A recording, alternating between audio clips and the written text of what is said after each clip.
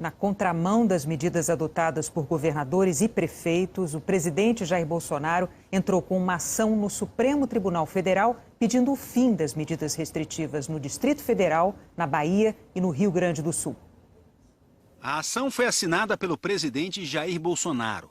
É contra os decretos que restringem o funcionamento de atividades consideradas não essenciais e determinam o toque de recolher para limitar a circulação de pessoas do fim da noite até a madrugada do dia seguinte. Bolsonaro argumenta que as medidas são inconstitucionais porque só poderiam ser adotadas com base em lei elaborada por legislativos locais e não por decretos de governadores.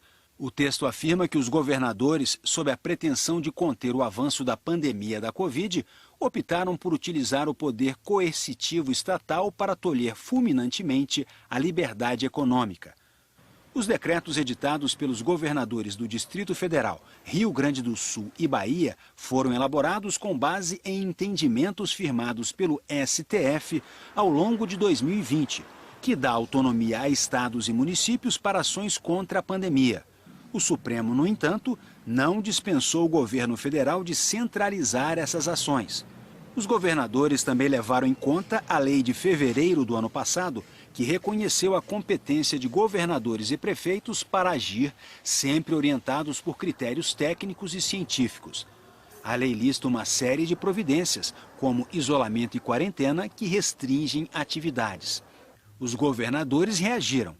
Ibanez Rocha, do Distrito Federal, do MDB, que é ex-presidente da OAB do DF, disse ao G1 que os decretos não têm nada de inconstitucionais e foram editados dentro da competência a ele estabelecida na própria Constituição e na lei.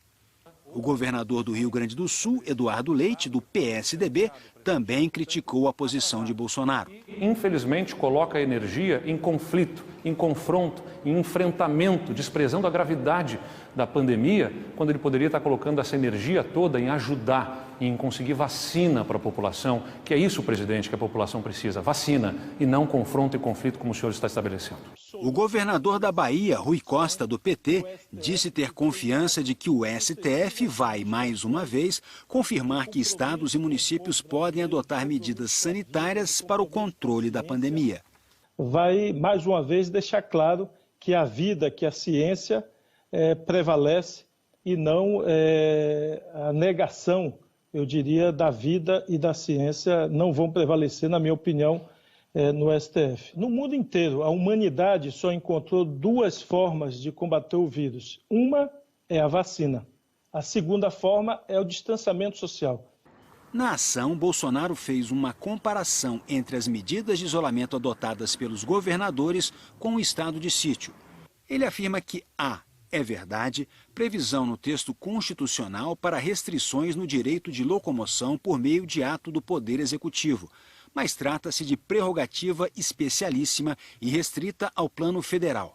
A Constituição somente contemplou a edição de medidas de conteúdo tão drástico em contextos específicos de convulsão e de calamidade, mediante os institutos do estado de defesa e do estado de sítio.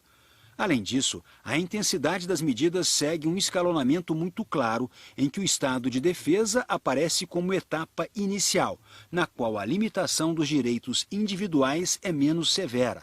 A obrigação de permanência em localidade determinada, de outro lado, somente é admitida no âmbito do estado de sítio, que em alguns casos surgirá apenas quando comprovada a ineficácia do estado de defesa. Ambos os mecanismos, sítio e defesa, em nenhum momento foram decretados sob a Constituição de 1988.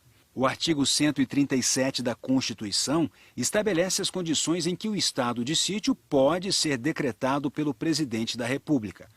Comoção grave de repercussão nacional ou ocorrência de fatos que comprovem a ineficácia de medida tomada durante o estado de defesa, declaração de estado de guerra ou resposta à agressão armada estrangeira.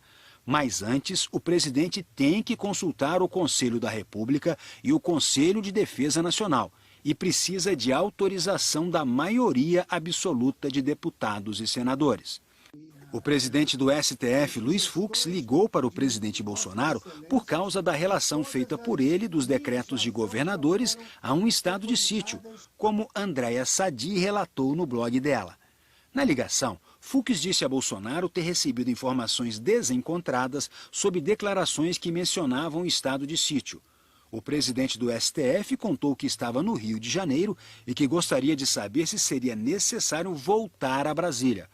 Bolsonaro negou a Fux que estivesse pensando em decretar estado de sítio e que apenas questionou no STF os decretos de governadores que estabeleceram medidas de restrição e que esperava uma resposta do tribunal.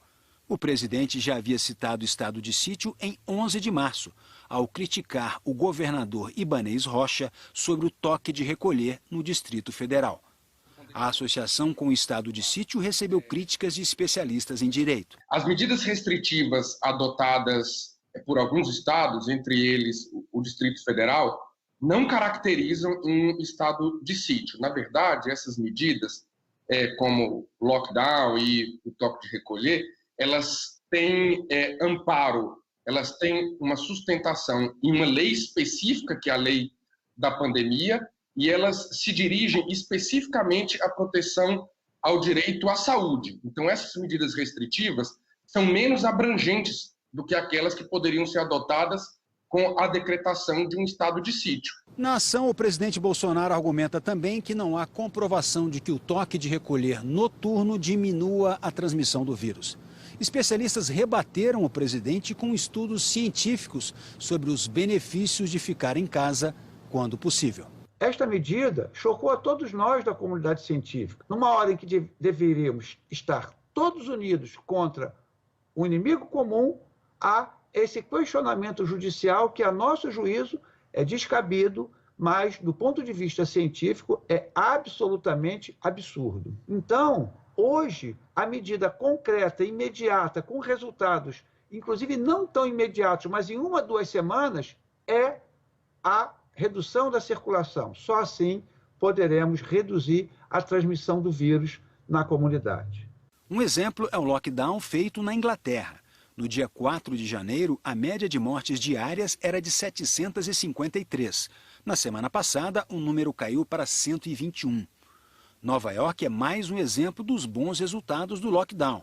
No dia 16 de março do ano passado, quando 800 pessoas morriam por dia, escolas, bares e restaurantes fecharam. Em maio, as mortes caíram mais de 70%. Em junho, mais de 90%. Nós temos agora informações categóricas, científicas, de inúmeros países mundo afora, onde, quando o isolamento é feito corretamente, nas medidas aprovadas pela Organização Mundial da Saúde, a quebra da transmissão do vírus é garantida. Nós temos Nova Zelândia, Vietnã, Austrália, China, Portugal, Grécia, Inglaterra. São todos claros exemplos de que essas medidas têm que ser implementadas, particularmente como no momento que o Brasil vive hoje, que é o mais crítico da pandemia e o mais crítico no mundo nesse momento.